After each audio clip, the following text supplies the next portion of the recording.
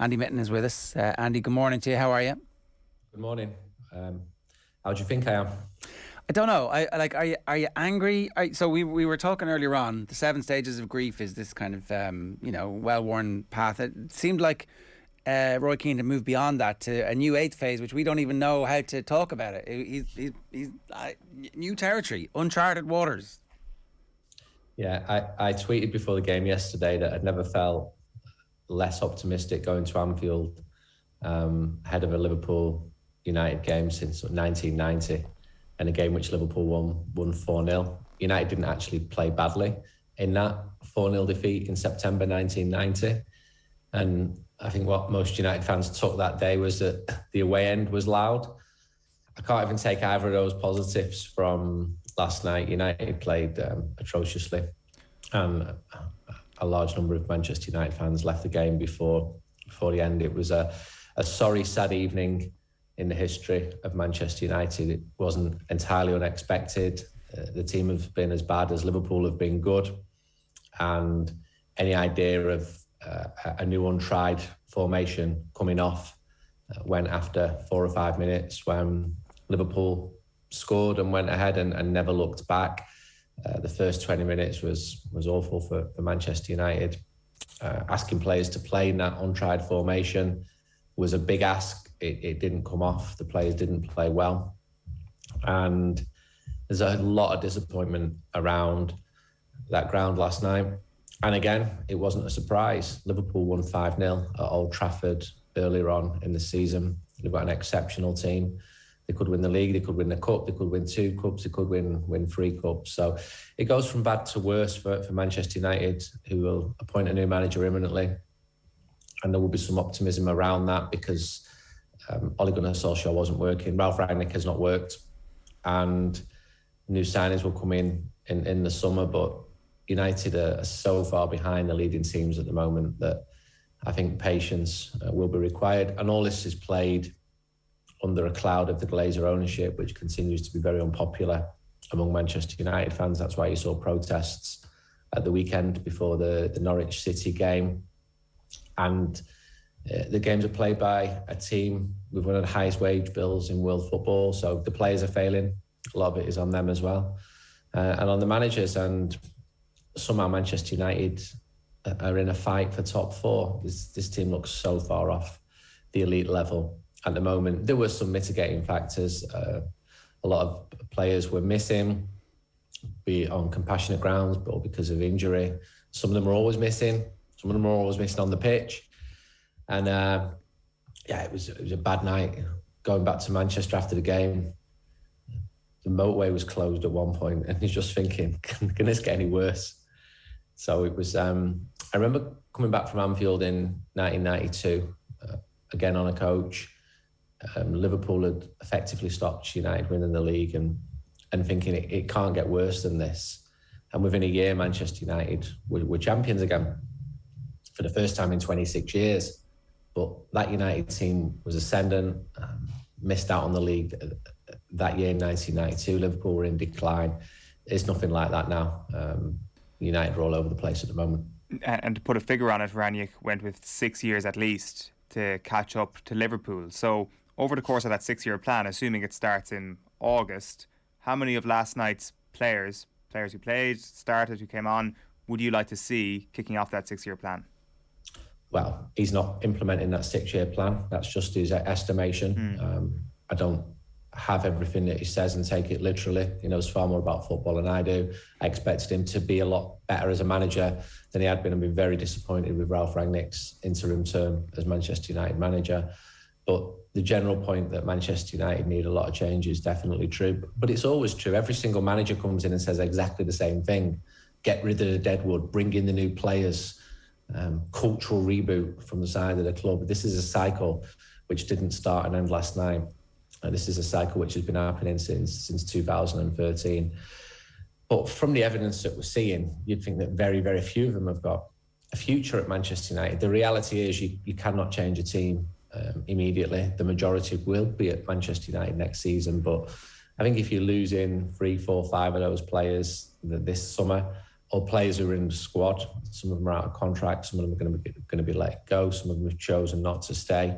And then bringing in new players, signing new players, a factor of which will be if Manchester United play Champions League football next year, maybe promoting one or two.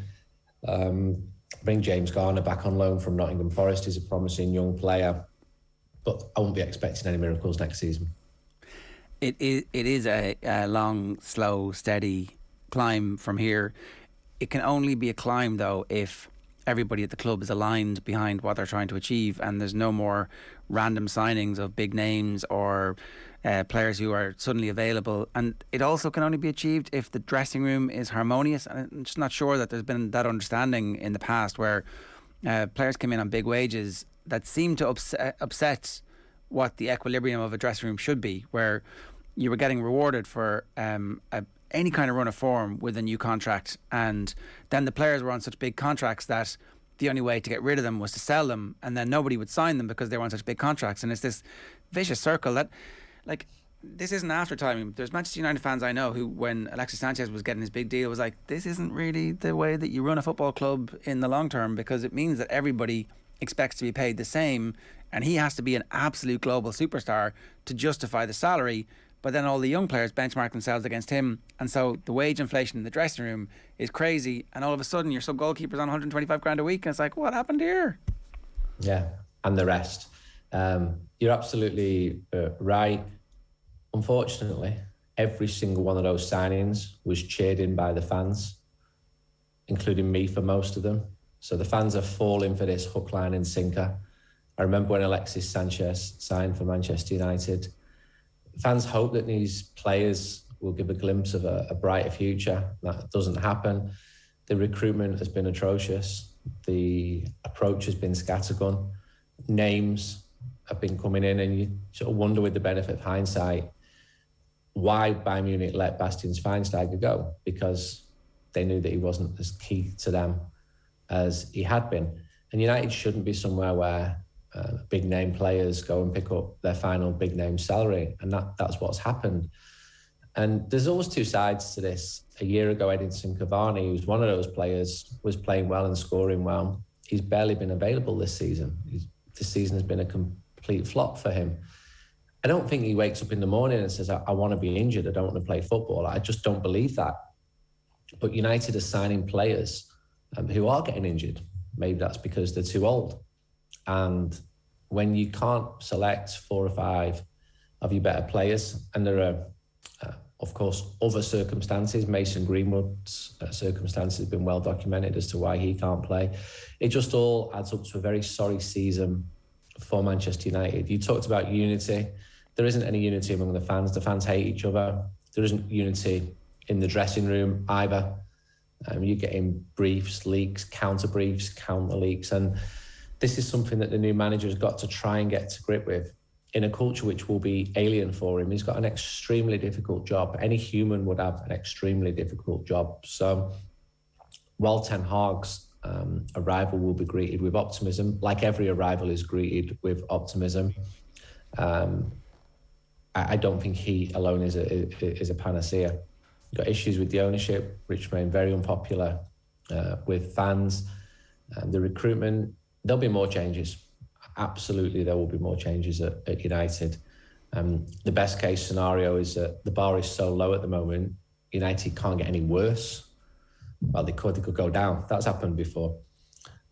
And with those very talented, technically good players, United are able to overcome a Norwich City at Old Trafford, because you've got Cristiano Ronaldo, who's got the ability to do that. But the team lacks complete coherent structure, identifiable style of play.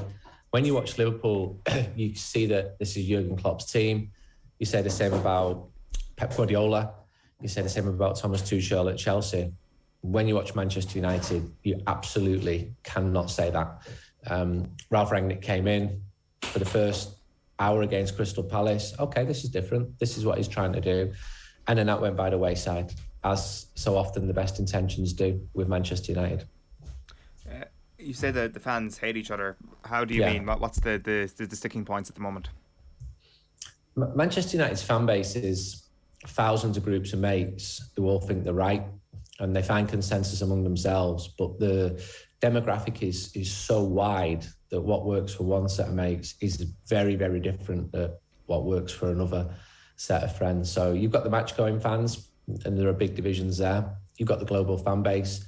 You've got fans who are addicted to transfers. Most of them are young. Most of them are online, don't go to matches. You've got fans who think you have to protest. You've got fans who go to the game who think, who are people who don't go to the games telling me what I should or should not be doing? So it's a very fractured fan base, and victories cover a lot of sins on behalf of the owners. And when the team are losing and playing badly like they are now, all the tension rises to the top. Online, it's completely toxic. The quickest way to a click is hatred, and that's exploited by some fans in terms of inflaming tensions, the anonymity online. That only adds to the toxicity online as well.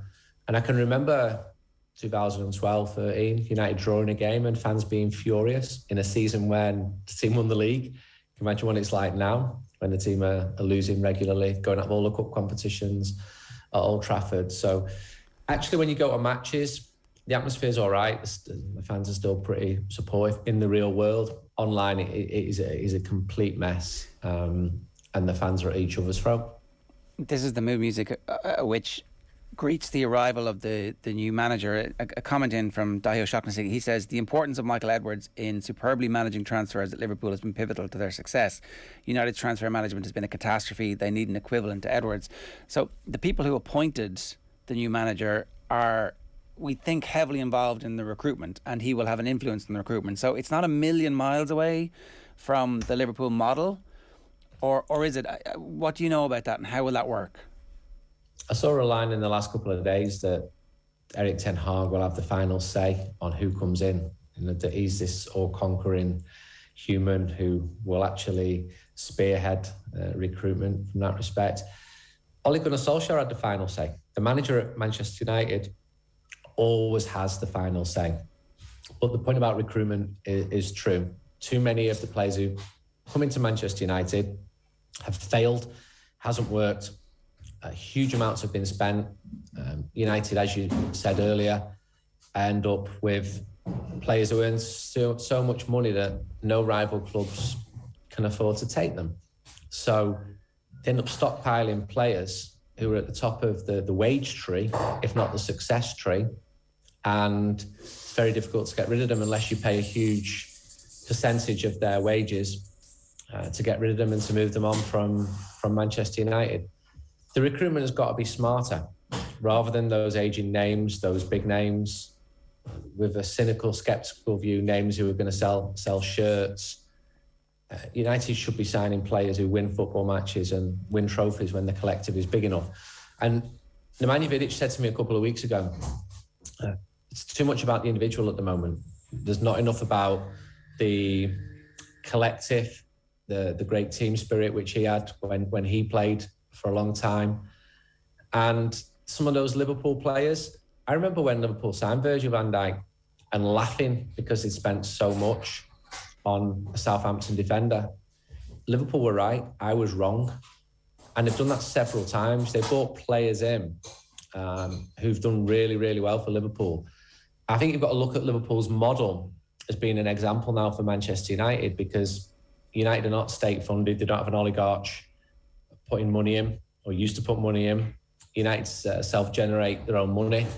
Yes, the club are hindered with the debts that have been put onto the club by the Glazers in that highly leveraged buyout. But United have still spent a lot of money on players, far more than Liverpool. But look at the success of the two teams. Klopp is clearly a big part of it. He's got a very strong identity, both in the way that his teams play football, both in his whole charisma. He's got a fan base that's really brought into him as well. And United just don't. So Erik Ten Hag's got to come in.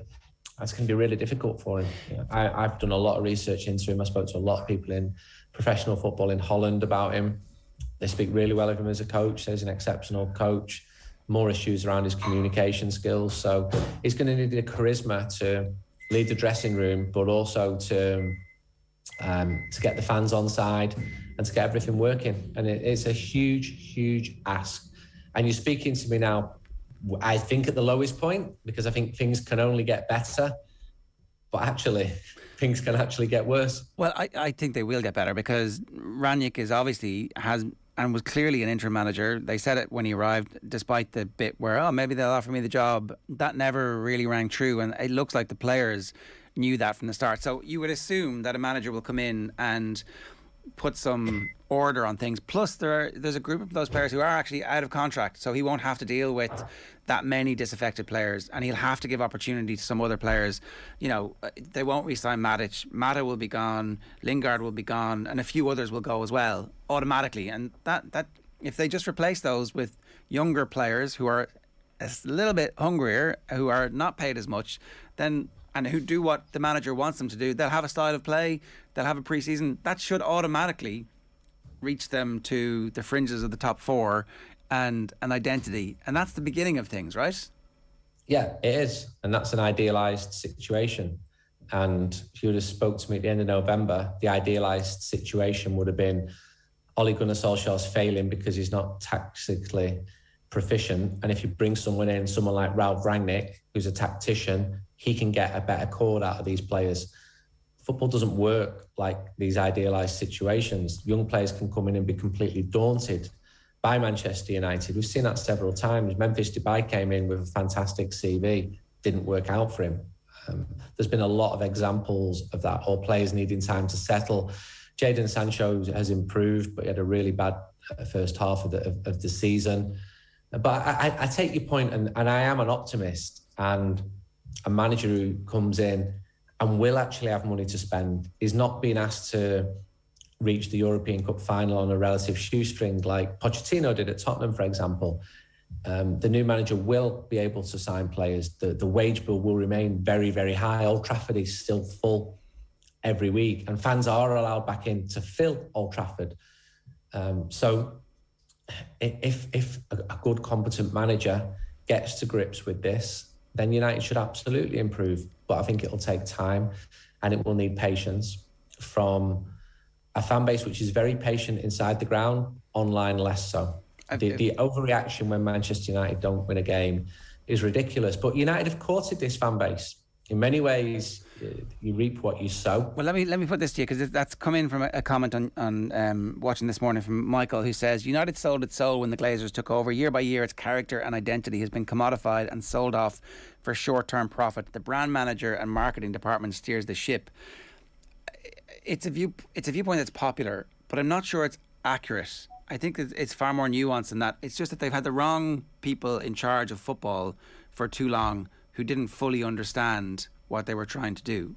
When David Gill left, they never replaced his talent in the executive side, and it's easy to trace it to the end of the Ferguson era, but equally there was nobody there who was like, well, what's best for the football that's going to generate the profit in the future? All those other departments are actually working really well. That if you just had somebody who knew what they were doing on the football side, no one would have too much of a problem with the fact that they were selling subscriptions and monetizing as much as they possibly could. Yeah, many elements of the club are run well, especially compared to other clubs. And I don't just watch and cover Manchester United. I've seen Barcelona implode and sort of right themselves in quite a quick period of time. But Manchester United is a very different construct. You said the first point of the question was United sold their soul with the Glazers. The fans didn't sell the soul. The fans didn't want that takeover to go through. That was a highly leveraged buyout, which should never have been allowed to happen by the British government. And it was allowed to happen. And it shouldn't have been allowed to have happened. And it's happened at other clubs in British football, not to the same degree, not to the same level of audacity that the Glazers did. And that takeover remains hugely unpopular among United fans. But your other point is true. A lot of money has been spent and been spent really badly. The fans certainly aren't looking for sponsors, but they don't have an issue with sponsorship if that means the money is going into bringing in top players.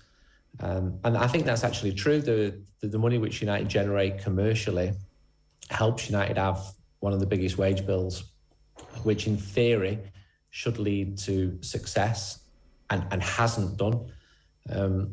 And the point about someone with a football brain, yeah, you're right. Although there's actually a lot of people there with really good football CVs working within the football side of the club. But I sense that it's too bloated at times. The structure is a mishmash of layers which have been added by various managers, bringing in their own people and saying, this guy's good, we should employ him.